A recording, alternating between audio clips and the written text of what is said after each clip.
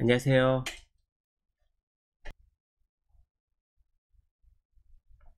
오늘 말씀드릴 내용은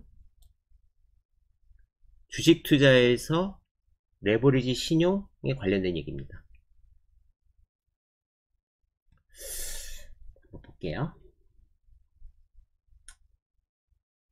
우리가 최근에 미래에셋은 반대매매 추가 완화로 담보 비율을 140%에서 130%로 바꿨다.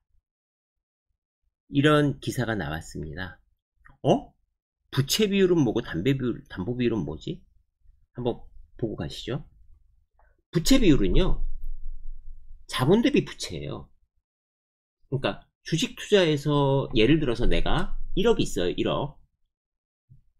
난 1억이 있는 사람이에요. 맞네. 돈? 계좌에 1억이 있어요. 너무 많이 잡았나? 네, 1억입니다. 그러면 내 자본금은 1억이에요.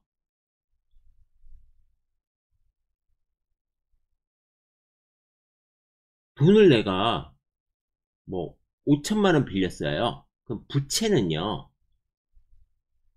5천만 원이에요. 그러면 어떻게 되냐 하면 부채 비율은 자본분의 부채예요. 그러니까 1억이고 0.5억이잖아요. 5천만 원이니까. 그러면 이거는 0.5니까 부채 비율이 50%다. 뭐 이렇게 우리가 표시할 수 있어요. 근데 담보 비율은 얘기가 달라요. 담보 비율은 어떻게 하는 거냐면 부채분의 총 자산이에요.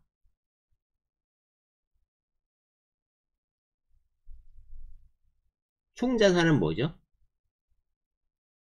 자본 플러스 부채예요.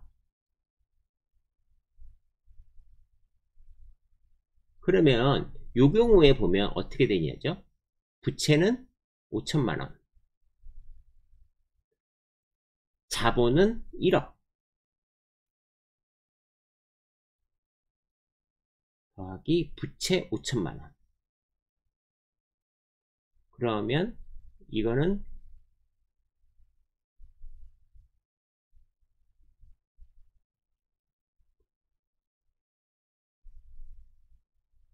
3이잖아요. 그러니까 300%의 부채 비율을 갖고 있는 겁니다. 담보 비율이 300%입니다. 이분은.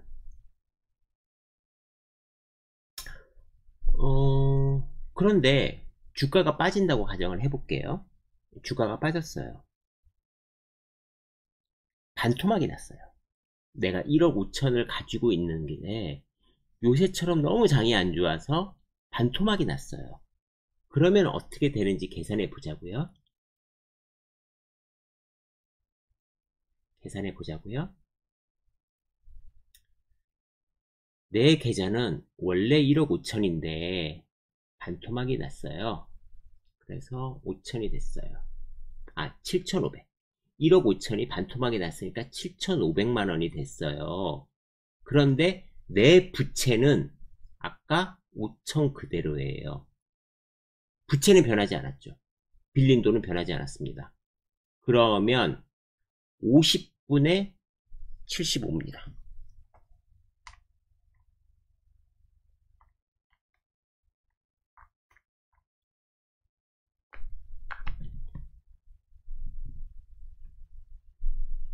(150%입니다) 여기서 조금만 더 하락하면 이분은 140%가 130%가 되고 반대 매매가 나가는 겁니다.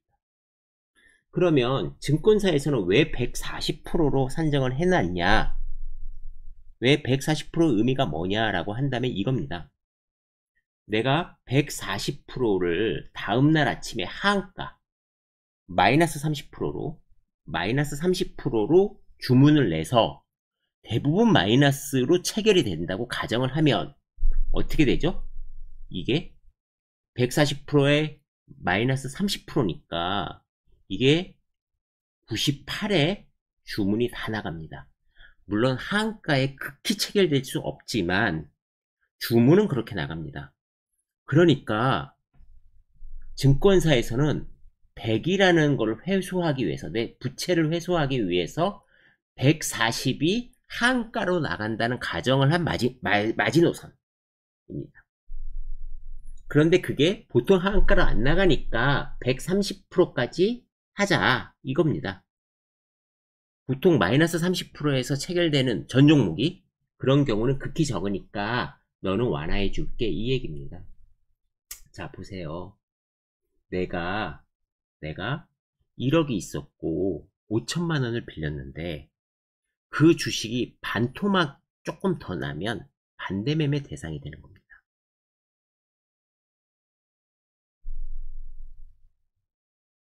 그러니까 이 레버리지는 엄청 무서운 거예요. 그러니까 이거는 웬만하면 사용하시면 안 되고요. 웬만하면 사용하시면 안 되고, 요런 시절에 걸리는 분들이 나중에 잘못된 판단을 하실 확률이 높죠. 예를 들면 부채를 지셨던 분들이 보통 저렇게 지시는 게 아니라 보통은 좀 많이 지시잖아요. 그러니까 무슨 얘기냐면 내가 1억이 있고 빚을 1억 지고 내가 빚이 1억이니까 원래는 200%란 말이에요. 그런데 주식이 30%가 빠지면 2억에서 30%가 빠지는 거니까 이거는 1.4억에 부채 1억이니까 140%입니다. 30%만 빠져도. 지금 올해 같은 경우에 우리가 보면 30% 넘게 빠졌잖아요.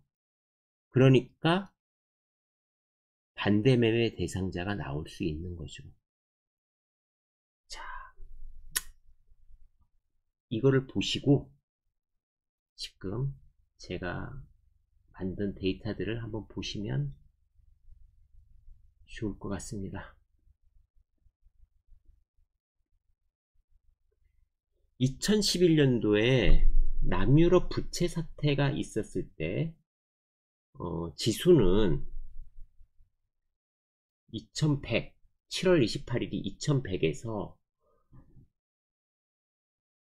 8월 22일 날 1710일까지 빠집니다. 약 400포인트가 빠졌고요. 그러니까 한 20%가 좀 안되게 순간적으로 빠졌습니다. 순간적으로 빠지니까 처음에 빠질 때는 버텨요. 신용들이. 그래서 오히려 신용 비율은 올라갑니다. 이게 뭐냐면 시총이에요. 코스닥 코스피 시총과 총 신용의 합의 분산이에요. 왜 시총을 봐야 되냐면, 왜 지수를 안 보고 시총을 보냐면 지수와 시총은 아니잖아요. 그러니까 시총은 우리가 IPO를 계속 하니까 지수는 안 올라도 시총은 계속 누를 수 있단 말입니다. 그래서 시총을 보는 게 좋고, 그러면 이때 어떤 현상이 발생하냐면 우리가 보여주는 신용 거래는 우리가 체결 기준이라서 D 플러스 1이에요. 그러니까 다다음 날 우리가 보여줘요. 자, 그러니까 이날 급격하게 빠진 날들이 있죠. 요때는 오히려 보면 빠졌을 때 0.48에서 0.55까지 신용도 빠지는데 그걸 못 쫓아가요. 아직 여유가 있으니까. 그러다가 막바지에 어떻게 되냐면 막바지에 막 나와요, 신용이. 그리고 잘 보시면 여기에서 지수가 6% 빠질 때 이 데미지를 여기서부터 받아요. 계속 받죠. 지수는 반등합니다. 지수는 반등해요. 자, 지수가 반등해서 우리가 며칠 전에 봤던 1800선을 보고 그 전에 1800선을 보시면요, 같은 지수의 1800에 비슷한 시총 위치에 왔는데도 불구하고 신용 비율은 다릅니다. 0.46하고 0.42는 약 10% 차이가 나는 겁니다. 무슨 얘기냐면 이 반등의 구간에 신용은 오히려 줄인다는 거죠. 이게 피그 사태 때 있었던, 남유럽 사태 때 있었던 신용 비율이고요. 그 이후에도 신용 비율은 계속 낮게 유지가 됩니다. 자, 보시고요. 그 다음번에 그러니까 불안해서 신용은 못 늘리고 줄어있는 상태에서 지수는 올라가 버리는 형국이니까 신용 비율은 떨어지는 거죠.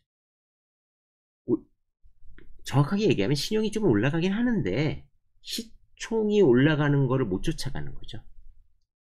그러니까 떨어질 때, 급격하게 떨어질 때 다 털리고 올라갈 때 신용을 못 써서 우리가 좀 상승기에 좀 놓치는 거죠. 2013년도도 비슷합니다. 보면 2000에서 워낙 이런 일이 자주 있어서 2013년도에 왜 이렇게 지수가 빠졌다가 올라갔는지 기억이 잘 안 나요. 이슈는 어쨌든 지수는 빠졌다 올라갔는데, 이때도 보면 신용 비율은 올라오잖아요. 지수는 빠지는데 그게 같이 못 팔아서고, 그리고 나서 최하점이 7월 10일인데 7월 10일이니까 0.37이겠죠. D 플러스 2니까 그때 지수는 올라오고 있는데 신용은 더 팔고 있죠. 그래서 결국은 우리가 보면 0.33, 그러니까 2400일 때 2004 종합지수가 2004잖아요. 2004가 어디쯤일까요? 뭐 이쯤이라고 보면 0.38, 0.33, 0.5 차이, 그러니까 10, 뭐 그 정도. 0.02%는 0.02%니까 거의 뭐 10%, 8%? 뭐 이 정도는 못 쫓아온 거예요. 신용 비율이. 그 이후도 못 쫓아오고 횡보가 한참 지나야 올라옵니다. 2019년도는 뭐 우리가 다 뭐 잘 아는 미중 무역 전쟁인데, 종합주가지수는 2200에서 신용 비율은 0.6이었습니다. 그러다가 지수가 빠지는데 신용 비율은 좀 올라가죠. 0.64까지 올라갔습니다. 0.6에서 0.64니까 0.4가 올라갔다는 얘기는 48, 한 7% 정도 더 올라간 거고요. 그런데 어쨌든 이때 보면 지수가 급격하게 빠지면 신용은 더 나오고 또 올라가는 폭은 적어서 신용 비율은 못 쫓아갑니다. 그 전 가격으로 못 쫓아간다는 것은 계속 나오고 있죠. 이게 그러니까 심리가 그렇습니다. 코로나 사태 때를 보면 더 확연한데, 코로나 사태 때 엄청나게 빠지니까 이게 막 그냥 엄청 신용이 털리죠. 그래서 신용이 털리고 지수는 급반등을 하는데 신용 비율은 못 올라오죠. 그러니까 이때는 그러니까 급하락 급반등이니까 0.7, 요때가 1830이 0.7인데 1800이 왔을 때 오히려 0.5예요. 그러니까 0.2 차이가 나는 거죠. 그러니까 30% 정도 차이가 나는 겁니다. 그러니까 신용을 많이 쓰면 우리가 막 빠질 때 버티다가 막판에는 공포스러워서 파는데, 사실 파는 시점도 자세히 보면 마지막 날 많이 파는 게 아니라 빠지는 그날 패닉에 빠져있고 벌써 반대면에 나가요. 그래서 이때 팔리는데 살아있는 사람들이 신용을 쓰는 게 어렵다는 거죠. 아웃된 사람도 많을 거고 어렵다는 겁니다. 올해를 보자고요.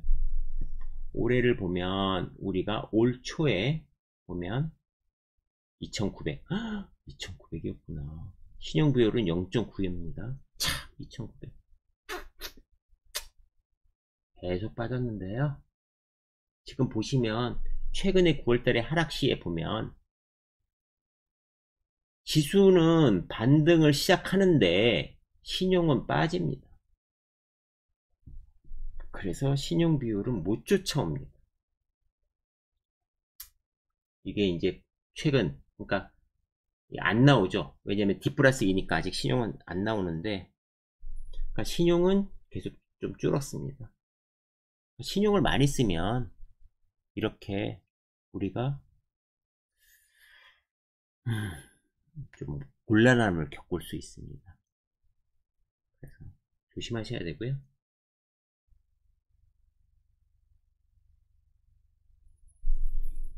이게 이제 코덱스 200입니다. 그러니까 삼성증권에서 만든 코스피 200 ETF입니다. 코덱스가 삼성이고 타이거가 미래에셋이고, 그렇죠? 보시면 코로나 사태 때, 코로나가 아니라 리먼 사태 때 이렇게 빠졌다가 올라오고, 실제로 코덱스 200은 이렇게 상승합니다. 아까 처음에 보여드렸던 대로 삼성전자 시가총액이 2000년 대비 지금 6배 정도 늘어나 있잖아요. 그렇게 좋은 회사들은 늘어났다고요. 그러니까 코덱스 200이라는 거는 한국에서 제일 잘 나가는 200개 회사를 어떤 기준에 의해서 취합한 펀드니까 그 200개는 실제로 잘 나가고 있고 배당도 합니다. 이 회사는. 그래서 이렇게 빠졌던 데를 보면 여기가 아까 보여드렸던 피그 사태, 남유럽 사태고요. 여기가 무역 분쟁, 그리고 여기가 코로나. 잠시만요. 정확하게 그려보면 여기가 무역 전쟁, 여기가 코로나, 지금 리세션. 리세션은 실제로 이때인데 우리는 선반영했죠. 굉장히. 네. 이렇게 되고 있습니다. 지금도 충분히 많이 빠진 거죠. 빠진 걸로 보면, 하락폭으로 보면 장기간 빠져서 그렇지 굉장히 많이 빠졌습니다. 코덱스 200으로 보면 43,000원에서 지금 29,000원인가요? 뭐 이 정도까지 빠졌으니까 엄청 많이 빠졌죠. 하락폭으로 보면 정말 많이 하락한 상태입니다. 지금.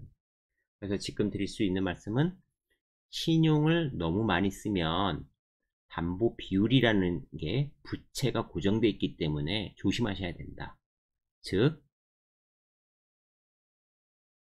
내가 돈이 1억 있는데 1억을 신용담보대출을 해서 1억을 빌리면 지수가 30% 빠져도 내 계좌가 30% 빠져도 바로 반대매매 나갈 수 있다는 거죠.